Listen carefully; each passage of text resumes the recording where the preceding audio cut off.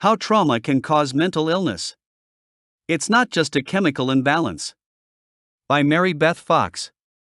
What seems to be clear is that we humans are an accumulation of our traumatic experiences, that each trauma contributes to our biology, and that this biology determines, to some extent, how we respond to further traumatic events as they emerge in our lives. Shaili Jain. The stigma of mental health is decreasing. That's wonderful, but the way we're doing it is wrong and damaging. We are ignoring the trauma that is so prevalent and pervasive in our society. Think about how many times you've read something equating mental illness to cancer or some other disease. People say that taking medication for mental illness should be considered the same as taking medicine for blood pressure, cholesterol, or other medical issues. The phrase chemical imbalance is used quite often when referring to mental illness. There is a connection, but there's so much more to mental illness than that. When we say that mental illness is simply a result of a chemical imbalance, we are pretending our trauma isn't what causes so many of our mental health struggles. Most of us have had more than enough of others invalidating our trauma and the mental illnesses resulting from it.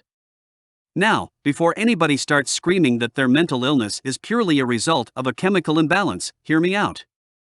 I do believe it is possible to have a genetic chemical imbalance. At the same time, I think that possibility needs to include a look at epigenetics. I'm not going into detail about that. Take yourself on over to Google for that. What I will say about epigenetics is that I believe these genetic chemical imbalances come from trauma that is inherited from each generation. It has been proven that trauma can change our DNA. That is probably why scientists have shown that some have a genetic predisposition to mental illness. The brain has a chemical imbalance as a result of epigenetics. Now, back to simply labeling mental illness as a chemical imbalance. I suppose it feels like a softer blow for some to believe that's why they have a mental illness. This allows them to think that they and/or their experiences have nothing to do with their mental illness. Let me just take this pill to fix my brain. When I hear or read that anywhere, I get incredibly frustrated. It is minimizing or completely ignoring the fact that mental illness is typically a result of trauma. My father was a depressed alcoholic who died of cirrhosis 9 years ago. I experienced a good bit of trauma as a result of his drunken rages on top of him being absent for a large part of my childhood. Not only that, but I had the additional trauma of my mother pretending there was nothing wrong with him. I was also taught to pretend the violence wasn't a big deal. It was incredibly confusing for me as a little girl because my mind and body knew those experiences were traumatic, but I heard otherwise. I got a double whammy when it came to mental illness. Unfortunately for me, my mother was not emotionally available.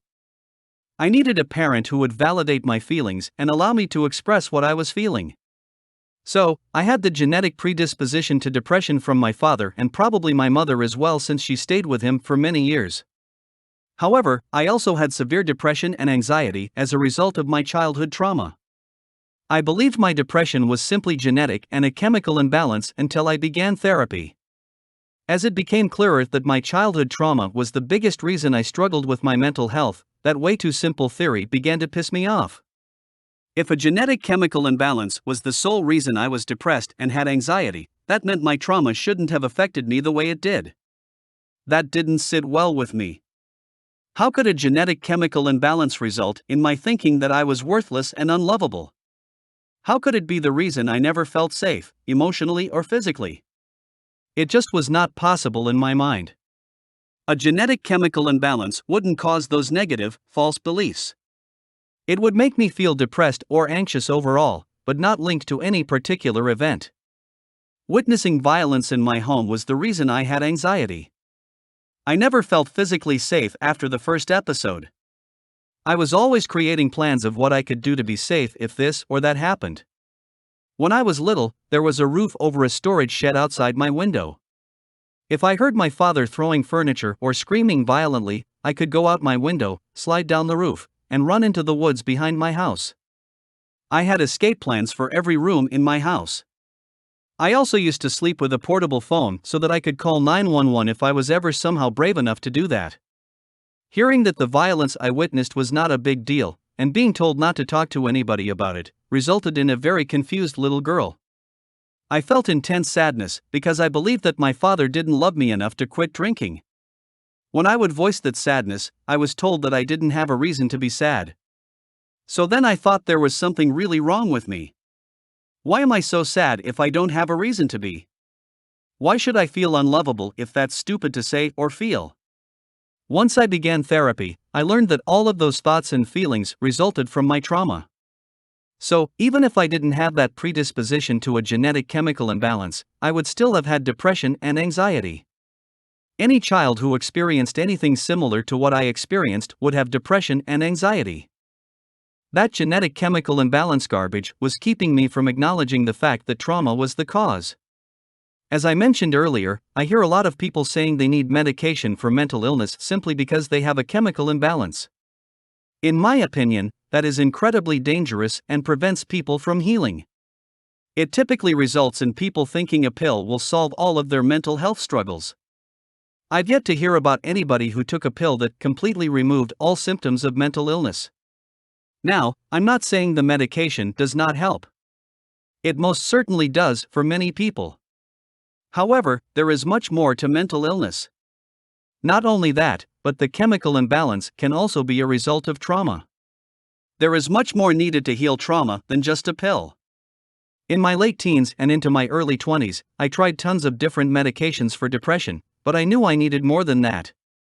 Also, each medication only helped a little bit, and only with the day-to-day functioning to get my work done. I was just going through the motions though. I never even had moments of peace or happiness.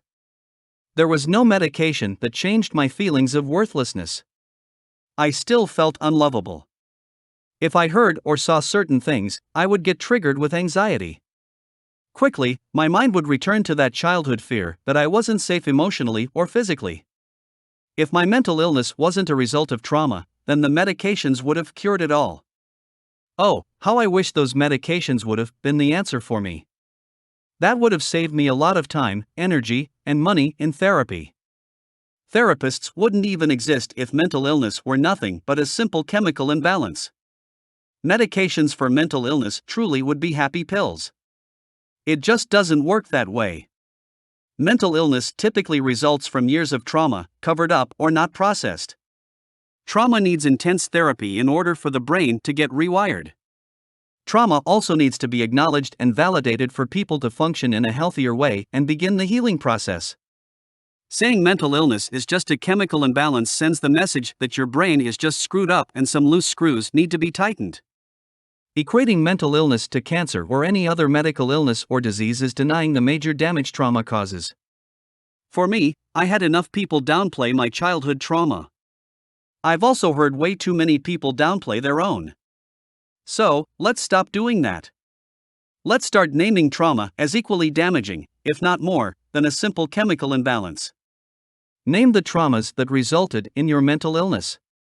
Acknowledge the significant impact that trauma has had on your life and the ways it continues to affect you on a daily basis. And find a good therapist who can guide you through processing your trauma, as I did, so you can heal. Your mind, body, and soul need you to do that.